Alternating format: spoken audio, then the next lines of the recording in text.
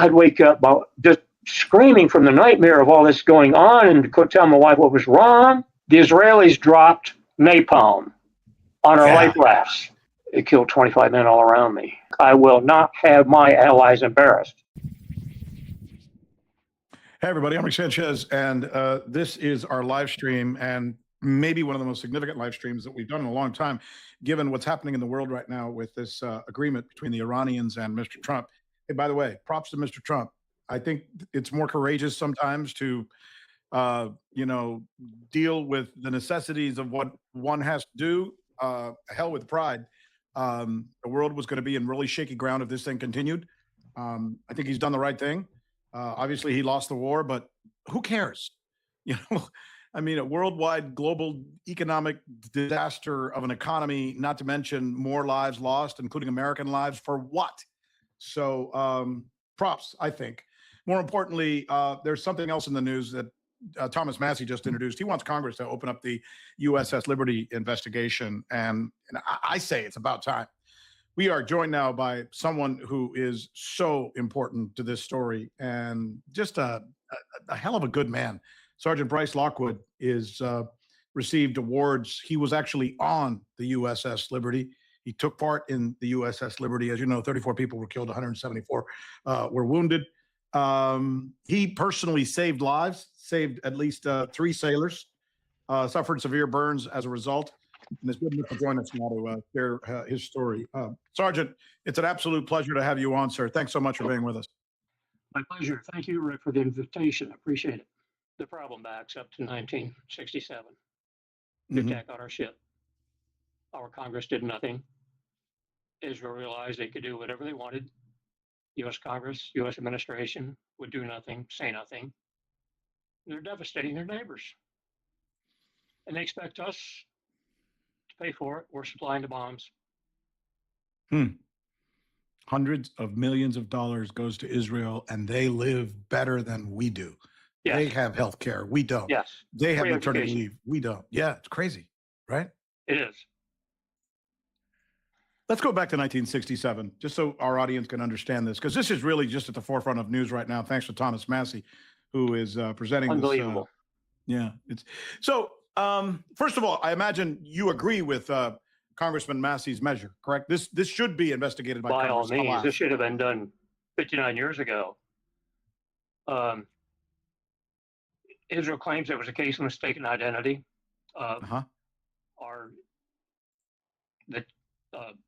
Admiral Isaac Kidd Board of Inquiry accepted that under orders by the Johnson administration, accepted that excuse. Excuse me, every protocol in international law that was designed to prevent such a so-called accident was violated by the Israelis in this attack. They were using unmarked aircraft, violation of international law, jamming our distress frequencies, violation of international law.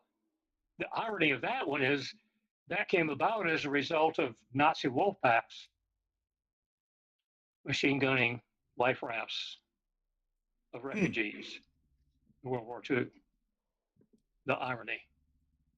So for 90 minutes, the Israelis strafed the ship, bombed the ship, hit 90. That's an hour and a half. For those of us who can do the math, it doesn't sound to me like, oops, we accidentally got confused for, a couple of minutes and shot a couple of missiles. No, 90 minutes is a long time. Was your vessel flying the American flag, or was it hiding? It was indeed. The flag was shot down in the early air raid. Joe Metters, who was our signalman, raised that flag back up again. It was shot down a second time. That time, flagstaff was destroyed. He went and got the holiday flag. That's the largest flag you have aboard ship. Ran it up on the port signal arm. I mean, the standard flagstaff was destroyed. 5 by 8 foot, just waving in the breeze. Obvious. The ship's hull number, GTR5, General Technical Research. That means she's a non-combatant. You do not fire at non-combatants. I suppose you could claim the Israeli pilots were colorblind. They claim they mistook us for the El Qasir, an Egyptian. Mind this, a World War I Egyptian horse transport whose only armament was a 4-inch muzzle-loading cannon. She'd I've been to sea for 20 years and was waiting to be cut up for scrap. Now tell me. Oh, and by the way, And Egyptian ships are painted black with hall markings in Arabic script. Every highway sign in Israel is in Hebrew, Arabic, and English. Can you not tell the difference? yeah.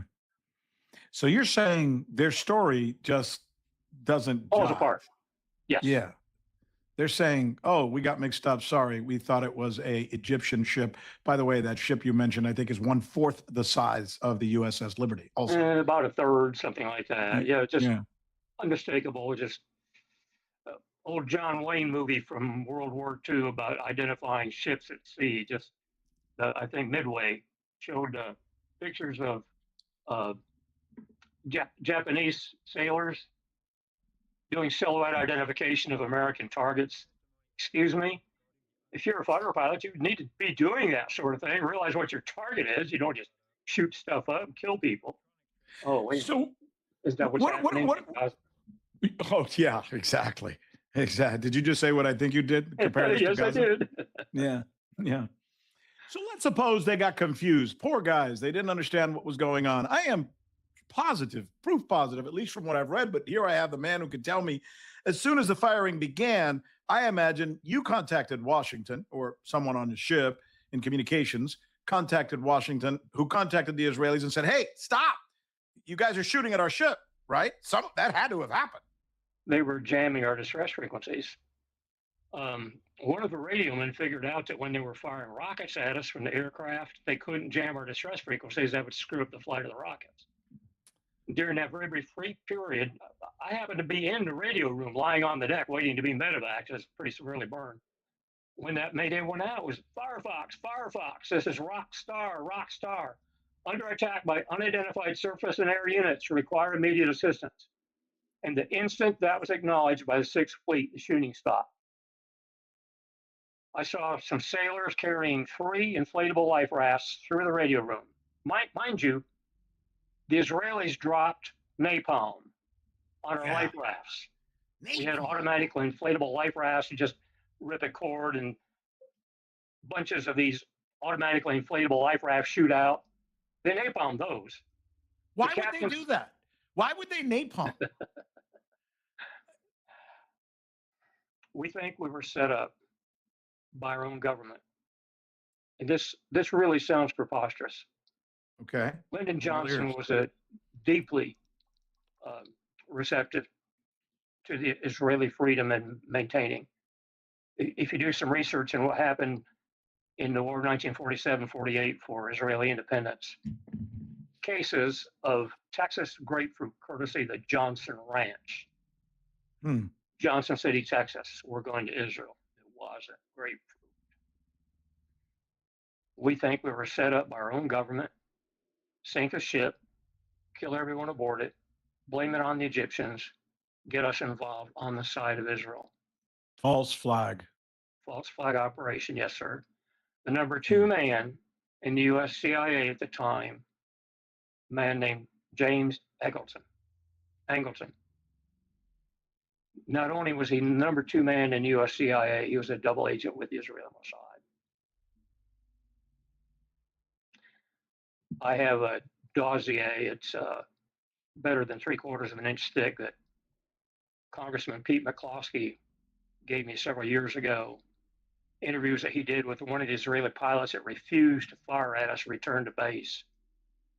Inside that dossier is an interview that he did with a turncoat Mossad agent. I've forgotten his name right off the top of my head.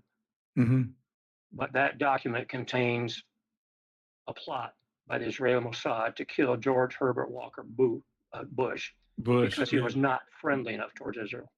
Yeah, I've read that stuff, story. huh? Yeah, Yes. I've also read that's the reason he lost the election. Yes. They made that happen. Yeah. They threw money at his opponent.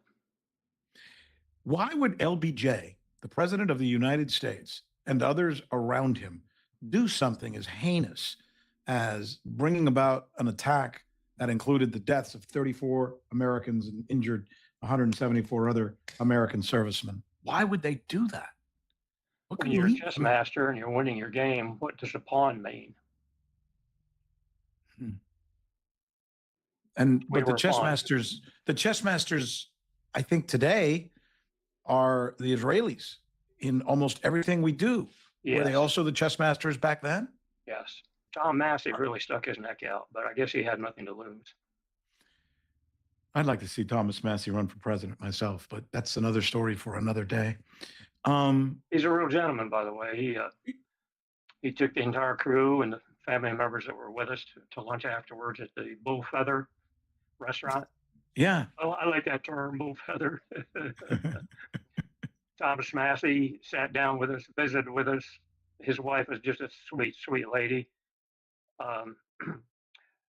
Daryl Issa, who at the time was Speaker Pro Tem of the Congress, he showed up, met himself around, made a joke about me being a Marine.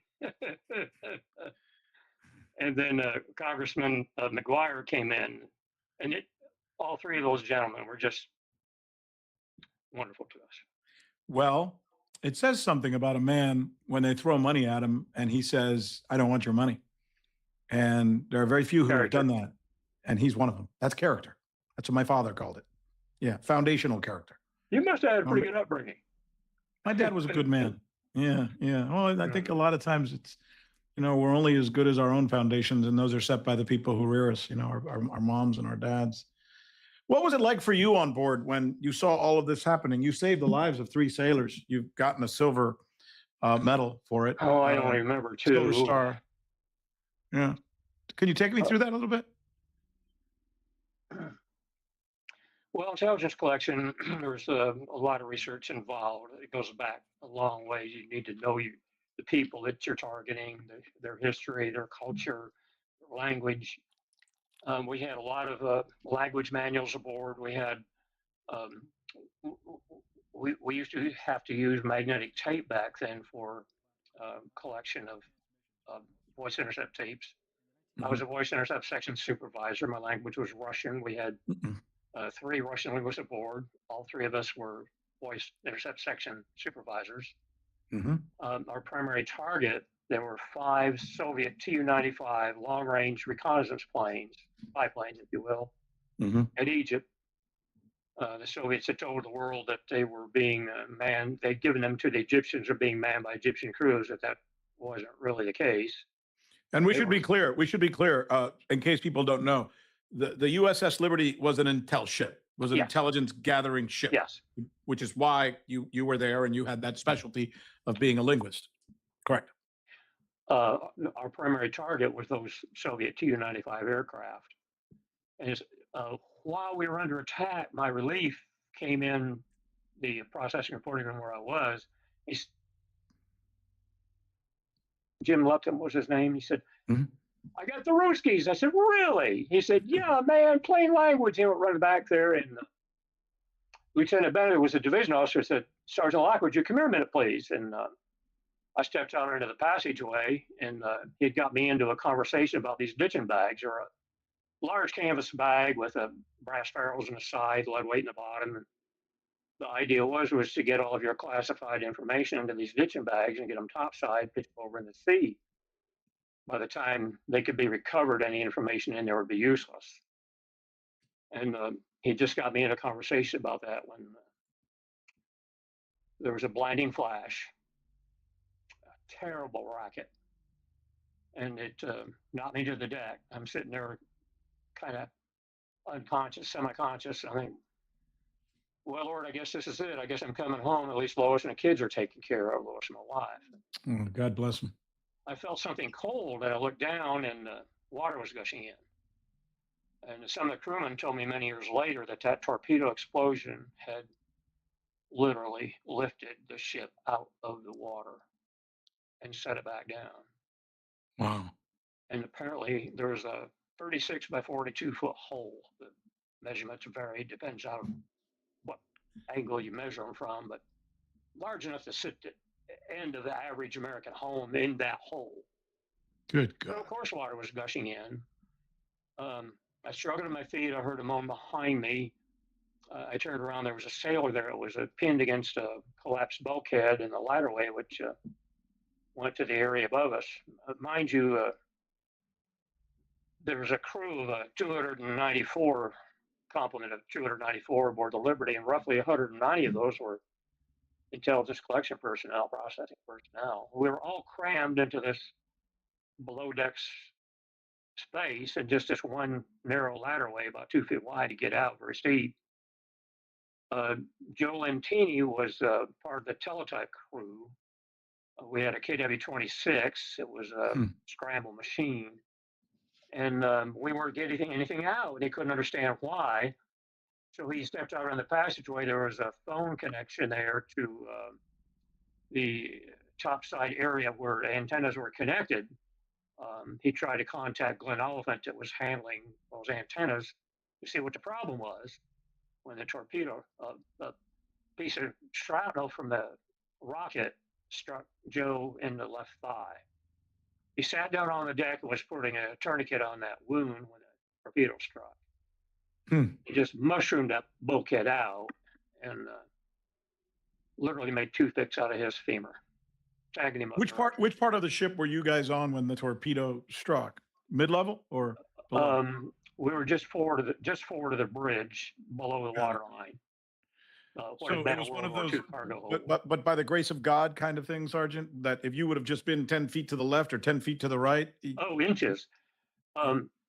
Mind you, the Israelis fired 5 torpedoes at us by accident. This is a classic World War II wedge formation of attack motor torpedo boats.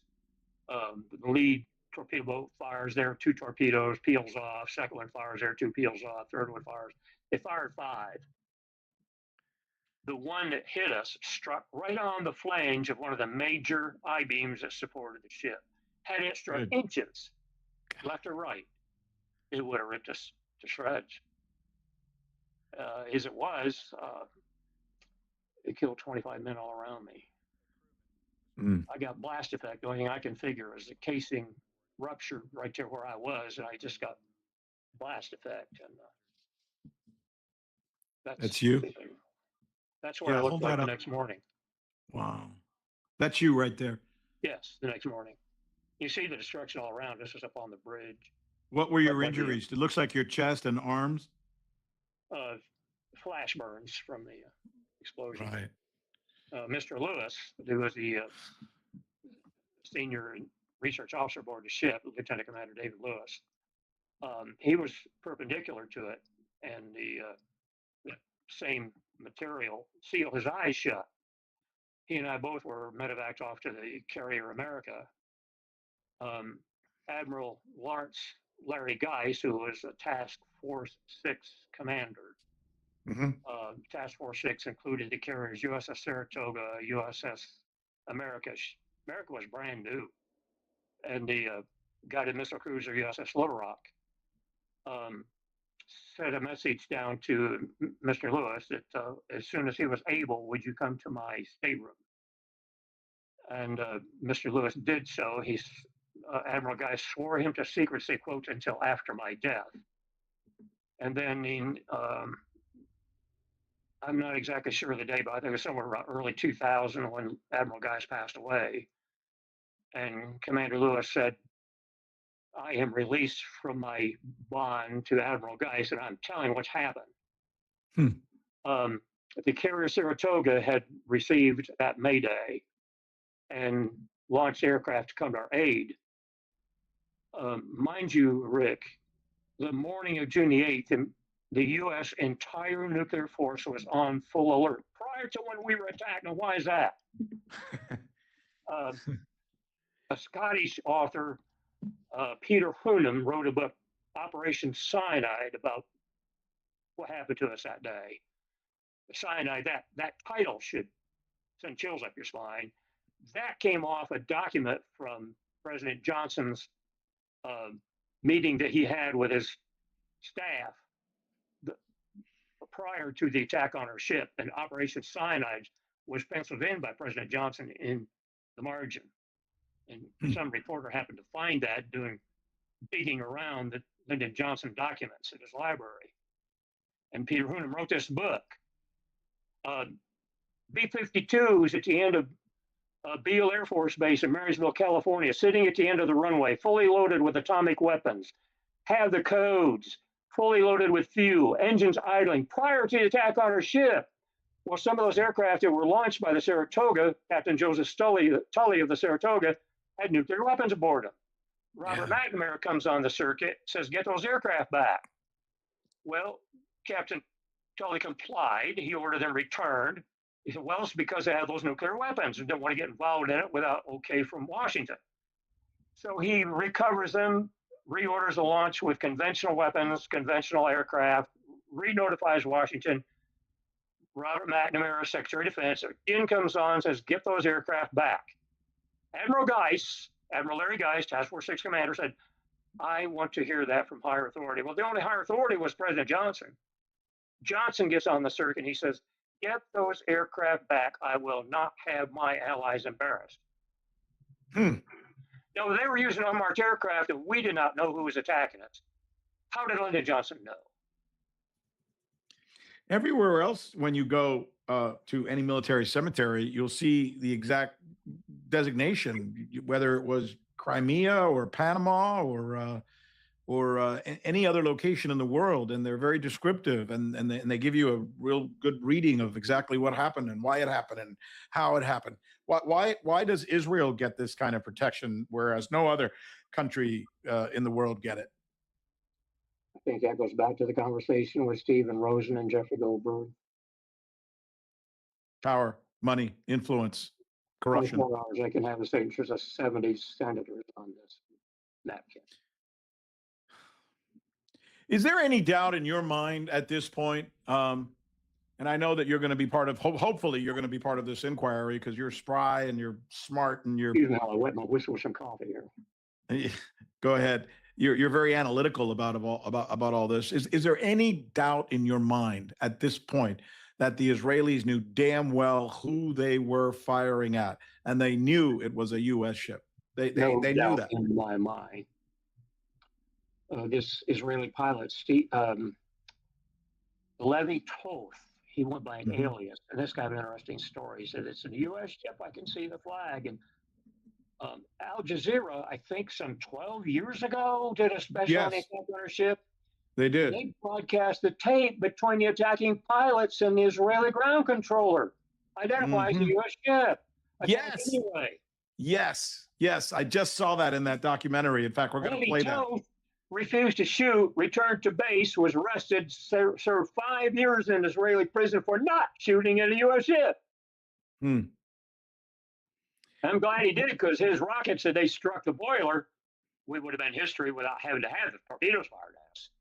You know, there's also a story out there that Moshe Dayan, and perhaps some others in the Israeli military, higher ups, wanted to eliminate you and your ship because you were gathering intel and they didn't want you to know what they were up to, which is that they were going to be capturing the Golan Heights and that they were also. June 8th was target date for Golan Heights seizure.